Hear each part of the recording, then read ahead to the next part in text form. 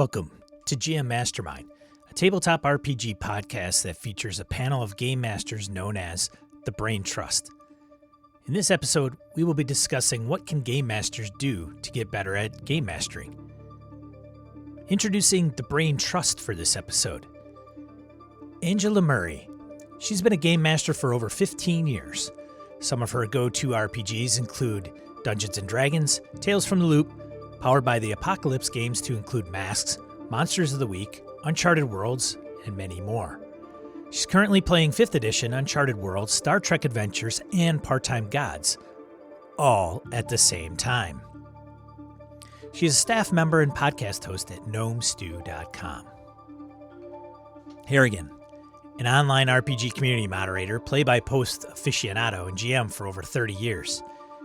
He's been behind the GM screen for games like Advanced Dungeons & Dragons, GURPS, and Fate. He's presently GMing more Neo-OSR and Year Zero engine-powered games, to include Forbidden Lands. Mirko, known as DigitalHobit. He has game mastered on and off for 17 years after having a break for 16. The depth of his GMing is in D&D 5th edition, Dungeon Crawl Classics, and Warhammer Fantasy Roleplay. Currently, he's running Warlock and playing Fallout. And I'm your host of the show, Sean. Having a 15-year break from RPGs, I've been GMing on and off since 2003. Some of my favorite RPGs to GM include Delta Green, Forbidden Lands, and Fantasy Flight Games Star Wars. I hope you enjoy the show. All right, fantastic. Welcome, guys. Hey, Sean. Hey there. Hey, Thanks for joining me. Thanks for having us. Yeah, thanks for joining me. I appreciate it. Very excited to have everybody on the episode. As we were referring to a little during the intro, we here at the GM Mastermind, it's an effort to improve game masters' craft in some way, shape, or form. So it's really kind of targeting game masters in the tabletop role-playing game space. And we bring on the Brain Trust, all four of us, to talk about whatever the topic du jour is. And in this case, it's really about, when I proposed what the topic was, everybody said, well, maybe we come with 3, 4, 5 different things that game masters can do, or outside resources that they can tap into that improve their craft. And so hopefully with Ange and Mirko and Harrigan and myself, we have some dialogue around that specific space, given their background, experience, and tenure. So I want to start out with Ange. I'll put you on the spot, Ange, because you're up in the upper left quadrant. I said, look at you. Well, if I'm not doing my job, if I don't recommend people who want to improve their craft go to Gnomestew. It's like, it's a blog about game mastering. We have so many articles talking about how to do game mastering. Ultimately, though, I think you got to do it. It's like you really have to bring it to the table. Any ideas you want to try or do, you have to actually put them at the table. It's great to think about them. It's great to talk about them. But until you actually bring them to the table, it's all just theory. So with the mention of Gnomestew, that's it. You're done, right? That's mic drop. Ange is done. Yeah. Well, like I said, I'm an author on Gnomestew. I'm in charge of Gnomestew. I really gotta mention Gnomestew because there's so many game mastering articles there. It's good stuff. I highly recommend it. And then I've got my own stuff that I do to improve my gaming. But I gotta talk about that one first. You mentioned just doing it as a huge piece of it, which is like a golf swing. I don't know if Mirko, do you golf? No, never tried it. Harrigan? Mini golf. I've done that once or twice. Harrigan, have you golfed? I have golfed. I purposely now do not golf, but yes, I've golfed. My understanding is when you go and get a golf instructor, the first thing they ask you is, how often do you golf? And if you say, well, I golf every once in a while, they say, okay, first tip, golf more. That's the first thing that they tell you to do. Reps. Yeah. But it's a good point on starting out versus somebody that's been doing it for a little while, right? Mirko, what would you say is the number one thing that a game master can do or seek out to improve their craft, in your opinion? Yeah, I mean, my number one was actually pretty similar to what Ange said. Well, actually, it wasn't Gnomestew, although I would agree with that. It's a good resource. Honestly, mainly I would say don't sweat it. There's so much stuff out there now, right? There's podcasts, YouTube videos, books about how to be a better GM. There's so much that it's easy to just feel imposter syndrome, right? And think, oh, I got to get through all this stuff before I'm even qualified to run a game. So don't do that. Just, go out there, pick a game, run it, right? That's the only way to get better in the end. So mostly agree on that point. I will say, if you are a new GM, like you're just getting your foot in the water to try, play with people you trust. Don't play with strangers. Play with people you know and trust who can be there to support you as you figure this out. This isn't to say you can't go to your friendly local game store, just offer to run a game, but you're going to A, feel more comfortable with your friends, and B, probably get better feedback, more constructive feedback from your friends if you start out playing with them, running for them first. Yeah. Because I honestly never would have started running if I hadn't had one of my friends just be persistent about, okay, when are you going to run a game? What do you mean you can't run a game? Of course you can run a game. You're a good player. You can run a game. When are you going to run a game?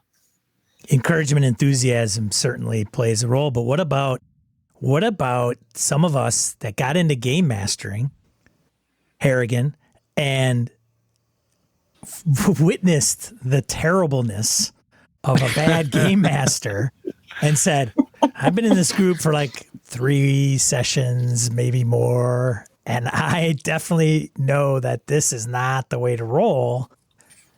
Have you ever experienced that? Well, that's a nice, I think it ties back to something Ange just mentioned at the top, which is reps and playing, right? And I think that if you're going to GM for the first time, yes, going with your friends or with a group that you know is a great idea. But I also think getting a wide variety of experiences, of styles, of games, including those terrible ones, is pretty important. And I think, Sean, one thing you might want to do, kind of to bifurcate this at the top of the session, is: are we talking about brand new GMs? Or are we talking about people who have been GMing for years and who are like looking to improve their craft? And one thing I think we found on your prior show is there's a lot of folks who are like the forever GM and they never get a chance to play. And so I took I think you know this, a giant break from live play. I still played play by post, which is one of my true loves for RPGs, for more than 20 years. And when I decided in 2019, I'm going to get back into the live version of this, I'm going to go to cons, I'm going to get online and play. I had some serious anxiety about running games again suddenly, even though I'd been GMing, I was the forever GM in the 80s and 90s, and I was the forever GM in all the play-by-post games. But I'm like, I'm gonna get back in front of tables where people are running Powered by the Apocalypse games and, all kinds of stuff that I don't have a lot of experience in. So I very purposely went to 3 different cons and targeted a whole bunch of games that were like way outside my comfort zone, including Good Society, which is like a diceless Powered by the Apocalypse Jane Austen game. So I was like, I don't know why I'm playing this, but here I go. And I learned all kinds of things from that session. So I think that kind of the powers of observation, seeing and taking notes afterwards, kind of breaking down the sessions you were in. I really liked how this person did that, and I'm not such a fan of this style of game and that sort of thing. So I think there's something to learn from those tough experiences, especially for the GMs who never play, where they've just run their own thing forever. But they got to get on the other side of the table and see some things that are different. I think it's a bit of a different thing for someone who's brand new to the game and brand new to GMing, and they haven't even played very much. There's some different things they can do that are more foundational, like what Ange and Mirko talked about, which is basically blogs, videos on YouTube, and podcasts. Right, consume as much of that content as you can. But I think playing is like the number one thing that I actually listed. Get those reps on either side of the table. I will say I tend to be wary of forever GMs because I have had so many experiences with the forever GM who says, oh yeah, I don't like playing, I prefer GMing. And they're 75-80% of the time just really bad GMs because they forget what it's like to be on the and this is the other important aspect of get out there and play. You remember what it's like to be the player on the other side of the table because you really, as a GM, need to remember you're here giving this experience to your players. So what does it look like on their side of the table? Totally agree. Sean, I think you know this as well. I think I played 2 sessions of AD&D back in 1983. And then GM'd forever from there, right? I was like, nope, I'm going to get the books. I'm going to run this damn stuff. And I ran virtually every game I played in. But Ange, now I think I'm 50-50. Like fully, I run about half the games and I maybe even play more than half these days. It makes you much more well-rounded, for sure. Yeah. And there is a point of... There are a couple of people that I have known in my gaming life, especially since I spent a lot of time the last decade, not the last 2 years, but the last decade going to conventions and stuff. There's a couple of people who don't understand that they could be better game masters because they believe they're awesome and don't need to improve. And don't be that person. Everyone has room for improvement. There's constantly new things happening in the hobby, in games, in the way games are designed, in the way games are run. Be open to new ideas. Don't be stuck in the way you've always done it because it's always worked. Mirko, I know one guy who. Oh, go ahead, Ange. He's this one guy, fantastic GM for new players. Like he will make you feel awesome, make you feel like that world is fantastic and really cool. The more you play with him, the more you realize it's a railroad. What you do doesn't matter. He's just a good storyteller. And so you watch his circle of gamers slowly keep cycling. But because he's always getting good feedback from these new players who are just absolutely wowed by his games, he hasn't really changed in the decade and a half that I've known him. Mirko, have you consider yourself a forever GM? No, I wouldn't say so. I think it's been always roughly 50-50 for me. I mean, both when I first started playing, it was mostly a couple friends and myself taking turns, and I had my systems that I would run. So I was the only one running Warhammer Fantasy. I was the one running Cult, Paranoia for a while, right? Stuff like that. And then a friend was running RuneQuest and somebody else was running maybe some D&D and so on. But we would always take turns. And it's been pretty similar since I got back into gaming. I mean, roughly 50-50. I honestly think I enjoy GMing more. I like both. And I totally agree with Ange. I think it's super important that you also continue to play, and otherwise you kind of get stuck in that forever GM role. I love both, but I think I generally get more out of GMing than I do out of playing. Yeah, not being a forever GM and playing, taking the player's seat, even that 50-50. What do you think you've learned through being a player that game masters can? Because that's not something I overly considered when, podcasts, videos, streaming. Like, I think those are just the low-hanging fruit nowadays. But saying, well, you should really be a player to become a better game master. Is there an example that you've encountered where that you've learned something from being a player that's like that really hit home for you to be a better game master? That's a good question. Probably a couple of things. Let's see. A couple of con games come to mind, right? I often go to cons and mostly to play a lot of games that I don't otherwise get a chance to play. For example, my home group was mostly playing D&D, and so I would try out, some Fate games or Savage Worlds or just different systems, right? But oftentimes those GMs were also really good at certain things. Maybe it was improv, right? Kind of seeing how they can actually manage to run something without having a lot prepped, doing some world building at the table, and then just kind of running a fun session with that. Or maybe others were really good at getting the players and the characters to kind of gel, right? Doing the whole the Fate, what do they call it? The Fate triangle, is that what they call it in traditional Fate core, where you sort of the characters all have some connections to each other and things like that. And so those are some examples maybe of things that I've observed and maybe was able to take some of those into my own games. The trio, that's what it is. Thank you. Yeah. What about you, Harrigan? Anything stick out in your mind from being a player? Well, I'll give you like a rundown of a multitude of things, but there is one moment in one of the first games that I played when I started playing live again. So I think you can learn like good and bad habits around pacing, right? When the game's dragging, when the game's going too fast and people are lost, spotlighting, making sure that everyone has enough camera time or spotlight time, and they're able to, and you also have to pay attention if some of the players are not wanting the spotlight as much as others. There's lots of different types of players who get different things out of the game, right? People who are have significant system mastery can really be a great GM because they can help smooth wrinkles when the players don't know the mechanics.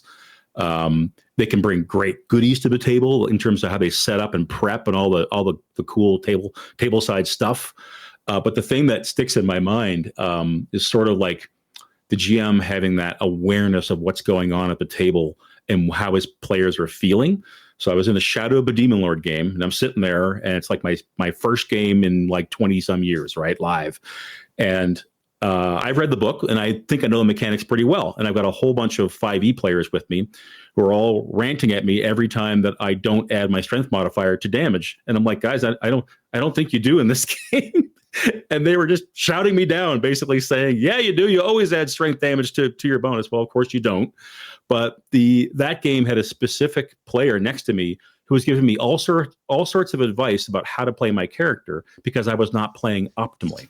I was role playing the damn clockwork that I had on my sheet, right? So, and the GM didn't say a word. So I'm and Mirko knows, I can speak for myself, right? So I did and was like, no, I'm good, dude. Let me play my character kind of thing. But there's thanks, Mirko. There's lots of people who would not be as they wouldn't stand up and have as much of a backbone if they're a new player type of thing. So the GM has to watch out for that. So I think that table management, if you're a player, you can watch people who have good and bad table management practices as well. There's just tons to take away from that. I had a game. It was a Night's Black Agent game. I was running at a con, and I missed that one of the players was steamrolling all of the other players. Yeah, it happens. I had a kid. He was a college age kid, but I had a kid next to me who wasn't paying attention, was being kind of just annoying just by the nature of his being. Overzealous, Ange, maybe? No, he actually wasn't overzealous. He was basically distracted and disruptive. Oh, okay. So it's it wasn't anything specific or active that he was doing, but there was one point where he asked a question, and I described the scene and gave him the answer of the question he asked, and he had already gone back to his phone, and then he's like, oh, what about blah, blah, blah, and asked this question again, and I just had to I am talking to you with my mouth in my face. Can you please listen to me?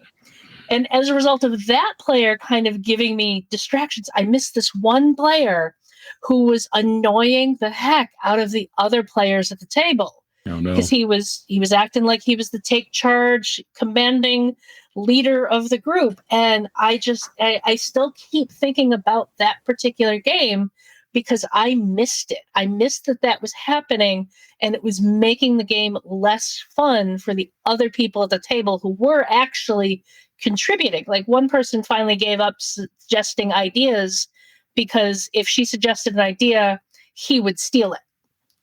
And, like, as a GM, having those bad games really hurts, but you can learn a lot from them on how to not do that again in the future.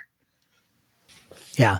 I think we should stipulate, just because we've got some years of game mastering under our belts, it hasn't been without pain and continuing, to maybe miss something in a game, or miss something with a player at a convention that we're running.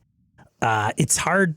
I find let me rephrase that. It's very easy to slide into some like comfort levels, whether that be adverse to conflict, right? Like, we don't want to, hey, knock it off, or, Mirko raises his hand. Mirko just put his hand up. Yeah. And we say Midwestern nice. I don't know if that's always true, but, or Canadian nice. It can be difficult. Harrigan has come from Canada. I'm from New York. Leave me out of this. Yeah. Okay. But it could be a challenge to take those things, and then I should say, we're not perfect by any means, and we still have areas to grow in. But even at the beginning of the show, and you were talking about some people being forever game masters, saying, hey, I got this. This is my game. This is the way I run it all the time. Never had any problems, but still not being self-aware enough. Right. To self-reflect. And I think that's a big thing. So, again, podcasting, YouTube, blah, blah, blah, books. But being a player, and then also being humble enough to look in the mirror and say, I still got a ways to go, or there's other things that I can incorporate. And I think that's probably, I don't know. If it's not broke, don't fix it. Some of those game masters can play and run a game for 30 years and be the best game master out there. They maybe do it at a convention all the time. My co-host, best game, my prior co-host, best game master ever. I'll admit, whenever I'm at a con that Brett is at, I'm going to play one of his games. He gets a lot of reviews, that are in the positive space, for sure. I will give Brett this compliment. I will play Call of Cthulhu if Brett is running. Well, and that's one of his go-tos, right? Yeah. I think that's also another thing, right, is like, maybe it's not the resource necessarily, but the familiarity with the game system. And I think, Harrigan, you mentioned a little bit with system mastery, or might have been Mirko, and how that plays a role with, there's some people that just play insert game here for a particular reason, right? Yeah. That's a tough one. I think I'm actually the opposite. Most of the time when I run a game these days, it's a game that I've actually never played before, and I'm running it and just kind of learning it that way, right? And I had that with Warlock recently, which somehow just resonated with me, and I got excited and read the books and ran the game, and I have it right now actually with what's it called? Broken Compass. I'm reading through the books right now, and something in there really really resonates with me as well. So I'm already excited about running that. Never played a game, right? And so somehow that tends to be my mode. And over time you get a little bit better. I've run enough DCC at this point that I like to say I have some system mastery, although it's a fairly simple system. But in general, that's never been my forte, I think, system mastery of any game. I ran a D&D 5e campaign recently, and I always had to rely on the players for a lot of the special rules about, what's the cover modifier in this situation or that. I don't tend to remember those things. I think it's important to, if you are a GM, it is important to always be getting better at your craft. So if you have a particular game that you are consistently running, it's important to make sure you are getting better at running that game and the system mastery of that game. But the one thing I learned fairly early on is like, and this is what prevented me from gaming, for GMing the many years before I started GMing, that I was just a player, is, oh, I can't possibly run a game. I don't know the game well enough. The players would eat me alive. I don't know the rules that well. I can't do that. And it's so much BS, because most of the time the players aren't that, unless you have some rules lawyers at your table, your players aren't going to be that obnoxious to you. They just want to play. They're going to be a lot more forgiving than most people realize. And there is that, hey, I'm just running this game for the first time, or this is my only second time running this game. We're still figuring the rules out. Let's go. It's important to like keep getting better, but also don't stop yourself from trying new things just because you don't have absolute mastery of the system yet. I've seen some really cool stuff recently. I don't have personal experience with it, but whether it's Twitter or Reddit or wherever, with new GMs having like an assistant GM helping them. And mainly it's with like rules and just kind of support. And I've even seen, God help us for rules lawyers, but they can be powers for good in these sort of situations when you kind of task them with, you're the person who has to look up or be aware of what the, chase or grappling or whatever rules are. Oh yeah. I love players at my table who are better at the game than I am, because I can just turn to them. How does this rule work again? What am I supposed to do for this thing again? And like, usually they're like most of the people I play with aren't going to be the type of rules lawyer that ruins the game for everyone else. Yeah. I have had a few of those in my past where they're basically manipulating the rules only to help themselves. But that's a different story. Sean can have a different episode talking about how to handle problem players. Yeah, I think that's on the list, probably. If not, it should be anyway. Yeah. Sean, do you mind if I talk a little bit about system mastery? Yeah, go ahead. Because my gaming quote unquote career has kind of revolved around that in some ways, and I figure out now that the profile you had us fill out at the front of the show is wildly inaccurate for the gamer that I am right now. You mentioned me being an AD&D and GURPS player. AD&D stopped in like 1988, and GURPS stopped sometime in the 90s for me. But I will say that I played few games throughout most of that time and got to know them really well, and really liked the fact that I could have an encyclopedic knowledge of hero and champions at the table and GURPS and name the game, Call of Cthulhu, whatever. And that extended into Fate when I was like, wow, Fate is so flexible. I can run Fate for absolutely any genre ever, right? And I did that for about 5 years. And then I don't know what the break point was, but at some point I was like, look at all these other cool small press and indie games. Look at the mechanics. Look what they're doing.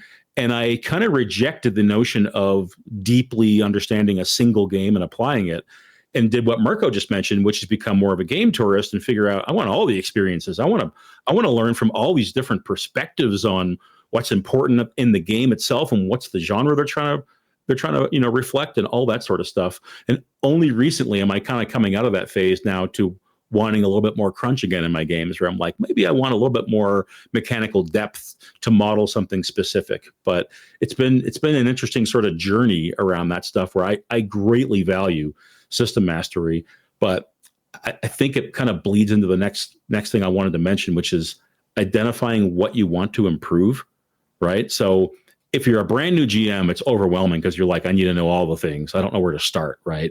But if you're in that mode where you're like, I think I got this, I got some sessions under my belt, but I had a group break up, or a session didn't go well, or the campaign ended early, I think having that sort of introspection around what could I have done differently, and not just feeling bad about it, but seek out games that like tackle that head on. Play in some sessions where you think people are going to have to deal with those things that you're struggling with. So I think making it more directed is a way to really kind of up your game, Yeah. Probably about a decade ago at this point, I had a couple of campaigns go belly up. Basically, things weren't going quite the way I expected, and I flaked. I flaked on my players and just, stopped running the game. And, they were all cool. They still talk about that one campaign today with some of the moments from that game, loving it. And I'm just like, but I was so bad as a GM for that campaign. But those experiences of having those campaigns just go belly up so dramatically in my head made me want to focus on trying to do a campaign more consistently, more thoroughly. And I made a switch to running, at the time, I think it was Pathfinder. I started running basically an Eberron campaign in Pathfinder, and very specifically set my goals of, I am going to set this campaign up like a true old school GM, and like make myself adhere to certain things so I don't reach the point where I don't know how to handle something and just flake out on my players again. Because that's one of the things I had to deal with a lot in the 90s, was a GM who would start a campaign, we would all be loving it, and then something would happen and he would just drop the campaign and come back 2 months later wanting to run something else. No, it's like I very specifically knew I didn't want to be that GM. So it's like I focused on fixing that part of my GMing skills. And I think there are ways to reconcile those two as well. But I personally, I enjoy a mix of long campaigns, right? Playing for like a year, same system, coming to some epic conclusion at the end. That can be awesome, right? But also sometimes like having a one shot or a couple sessions of a game and really getting to experience all those things out there. And it doesn't always have to be the same group either, right? So, for example, one thing I would recommend is if you have a home group that you're playing with, weekly, bi-weekly, or whatever, but you're interested in, trying out a bit more than maybe they're into, or the one game that you're running right now, find another group. There's so many communities out there, right? Find a nice Discord server. You can find games on Roll20 or different places, and get into a group, right, with rotating GMs or something like that, where you get to experience a lot of different games, both as a player and as a GM. I found that to be like really, really helpful in my own sort of growth as a GM. Corporate America has some parallels sometimes, even though we mix that up with adulting, right? We don't want that, right? We play role-playing games to escape and get away from the day job. But what about mentorship? Has anybody considered mentorship? I think we do it maybe in an informal way. Maybe there's another game master at the table. They're taking on the player role, and they're helping out with the rules, maybe giving some feedback. But, has anybody explored, like, I know you've gamed a while, I've gamed a while as well. However, maybe this game isn't I really want to take it to another level, but I need somebody that's going to be kind of my partner in that, in helping me. Has anybody even considered that? I actually just wrote an article about this on Gnomestew. Did you really, Ange? I did. Oh my most recent article was GM mentoring. Second plug. I got to edit that and go, Ange, I think you just wrote an article on Gnomestew covering that, if I'm not mistaken. Yeah, I think mentoring is a hugely valuable thing that you can do when you are a GM, whether you're starting out, you're mid-level experienced or pretty heavily experienced. I've had an experience where I have a friend who is running a campaign in a game I'm not part of, and he just needed somebody. He was like, he GM'd before, but not a lot, mostly player, probably one of those folks who's probably like 15% GM, 85% player. And he just needed somebody to bounce his ideas off of and offer, answer questions about things he was trying to deal with and how to best insert an idea for an NPC or something. So we would have these, sessions where we just get on Google Meets for an hour or two and talk about his campaign and work out some of the plot threads and, how to handle different players, how to handle different ideas. Maybe he had 4 players and he had ideas for 3 of them, but not the 4th one. And he's like, help me come up with some ideas for this player. I've also very regularly, when I am, Actually, I should say Jared is probably my GM mentor right now with my Eberron campaign, because I'm constantly going to him, how does this sound to you? What about if I did this for the campaign? And he'll offer some feedback or offer some ideas. Like, one of the things I wanted to do is have a section where they had to kind of complete these skill challenges as part of a trial. And he was like, well, what if you also added in, they can use tool proficiencies? And I was like, oh, that's a really good idea. I didn't think about that. Having somebody you can go to talk about these ideas that is not a player in your game. It's great to talk about the game with your players after the game is done, but don't use one of your players as that resource, because it did, they'd probably be perfectly willing, but it would spoil some of the fun for them. So. Yeah, and you're referring to Jared Rasher, I'm guessing? Yes, Jared Rasher. From What Do I Know, jr.com. This is blog. Also Gnomestew. And Gnomestew, yes. So. Yeah, I think that makes sense. I never thought about it as mentoring. And actually, I do a lot of mentoring at work, so it's funny you mentioned that. It's your job, dude. I guess so. But for me, like, it is really important, and I really enjoy engaging with the larger RPG community, right? I mean, that's why we're chatting here, right? There's great, Discord servers, places like that where you can really engage with other gamers. And again, I didn't think of it as active mentoring, but there's a lot of discussions going on about, hey, how would you handle this type of situation? Hey, I'm, prepping a game and I have this situation. How would you, right? What would you do here? And so on. And it is a form of mentoring, right? And that can be on, with a community like that on Discord. It can be participating in threads on Reddit and other social media. But I think that's another great way to up your game. I think that is I had that written down at the top of the show, Sean, to talk about, which is the community part of this, which starts with Usenet and bulletin boards, and it goes to RPG.net, the Forge, G+, Reddit, Discord. Hugely impactful, I think, on new players and existing players. Your Gaming and BS Discord is phenomenal for that stuff, where people start threads to dive in deep on a specific subject. We've had breakout video sessions with a single GM where four or five more GMs gather around and are like, tell us what you're having trouble with, or bounce your ideas off of us, just like Ange was talking about with Jared. Exactly the same thing. And frankly, it doesn't even have to be a mentoring, an apprenticeship type relationship.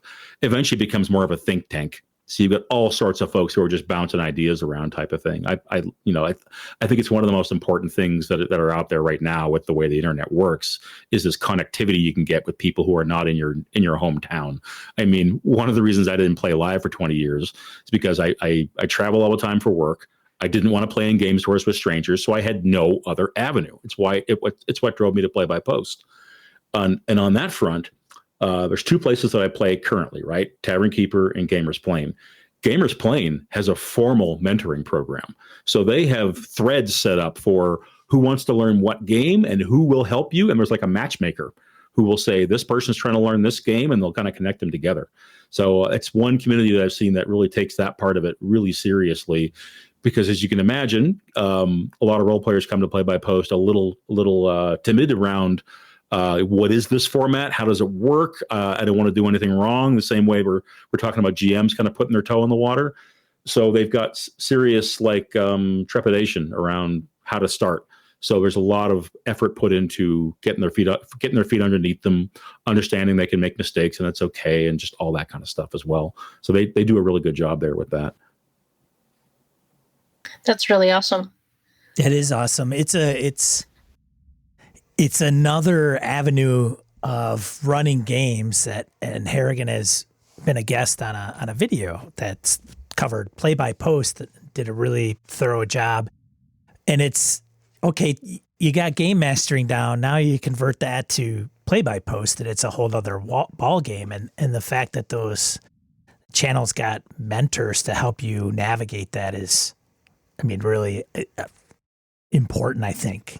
Yeah. So you know why I think it's really important too, is because if you're coming at this from a traditional games, a trad game standpoint, many of those games are really bad at teaching the game master how to game master. Mm-hmm. There's way more mechanics for combat and for travel and for healing and all that sort of stuff than, one of the things that story games and, all of the sort of the modern take on all the small press stuff and indie stuff is a lot of them give the GMs way more structure and way more mechanics and tools to lean on. So we're not starting off in a vacuum. Like, if the players have made their characters, go.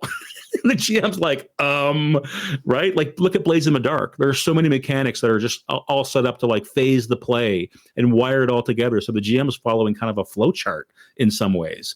And that might not be to everybody's style, but it damn well teaches the GM how to run the game. Yeah. It really does. That makes sense.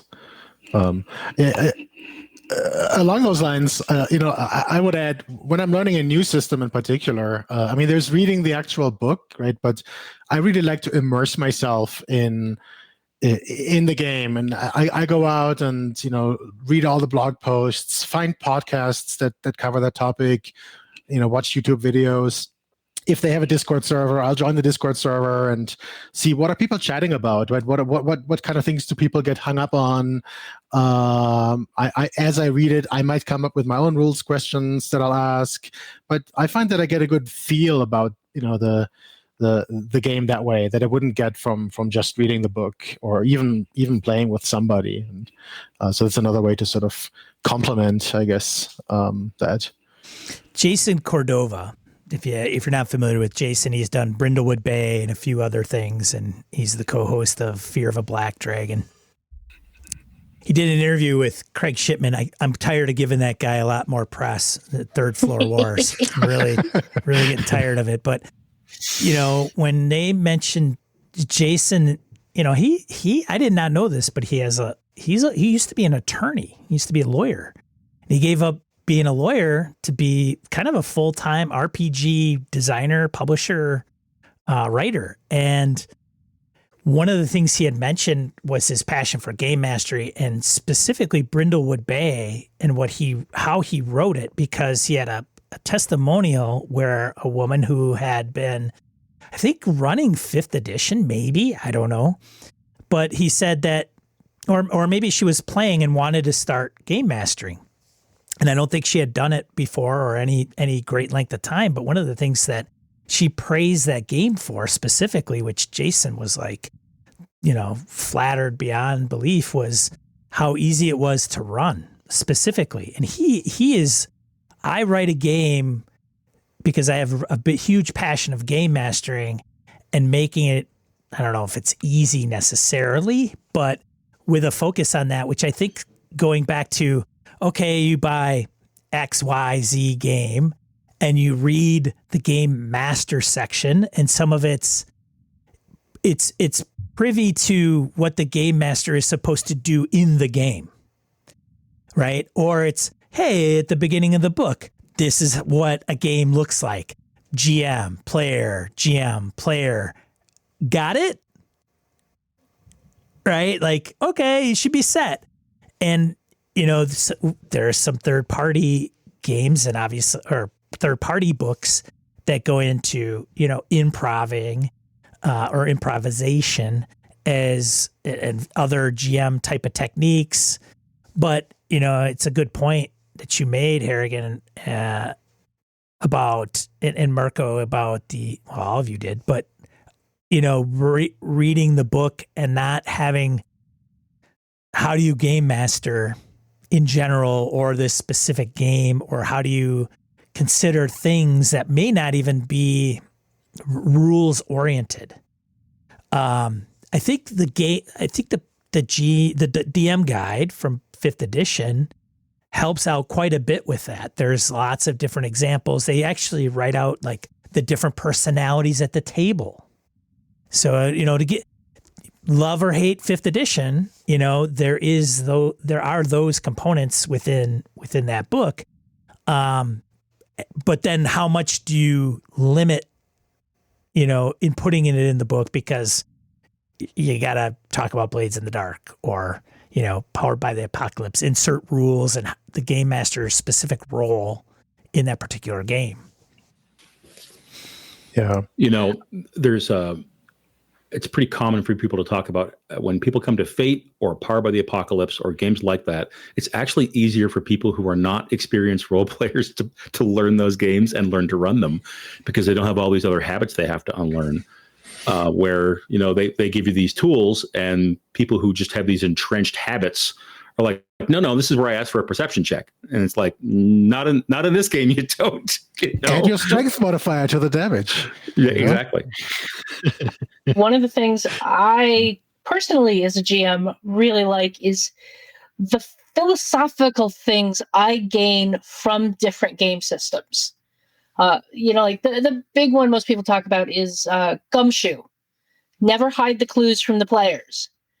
Don't, you learn this fairly on as a GM. Never put a fail. Like if you have a check in front of the players, never put the rest of your plot behind that check. If you're running a mystery, the players get the clues. The roles might be to glean more information about the clues or understand the clues they're looking at a little better. But the clue is still going to be there right in front of the player.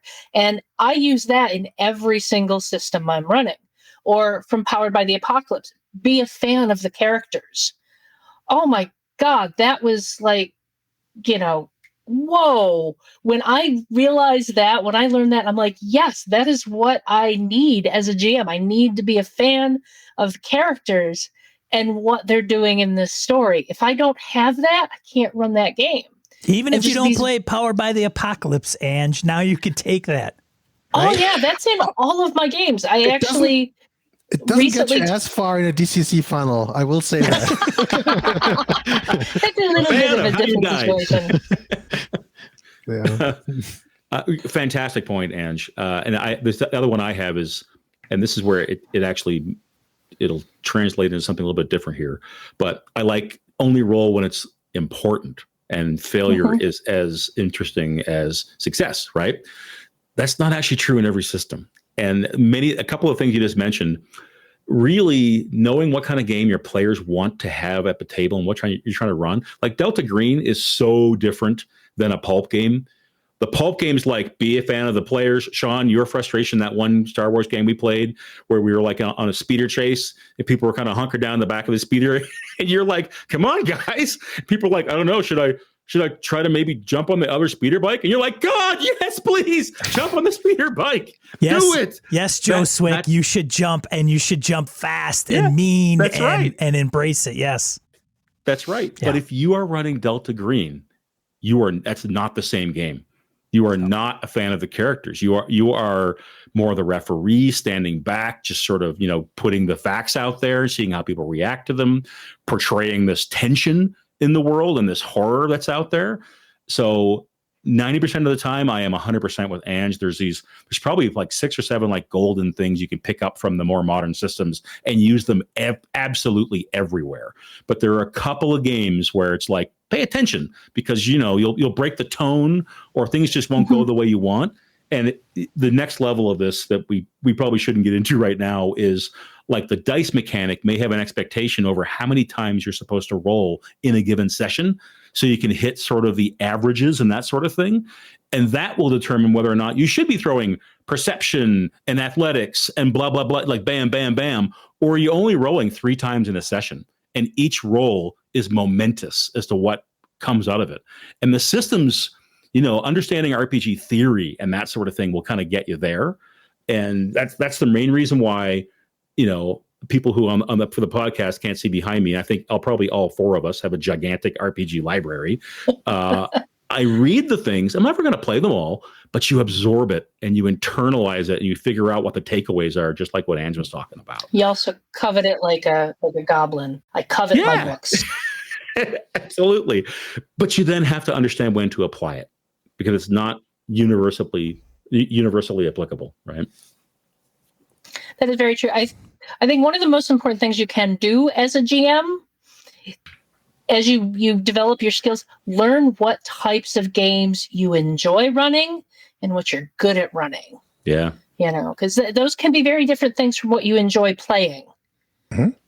Which gets back to just play more games, right? And play different games too, not just, if you've played 5e. I mean, it's great if you try, Pathfinder or others, but try something different, right? Play a story game. You might like it, you might hate it, right? But it'll definitely expose you to different ideas and right.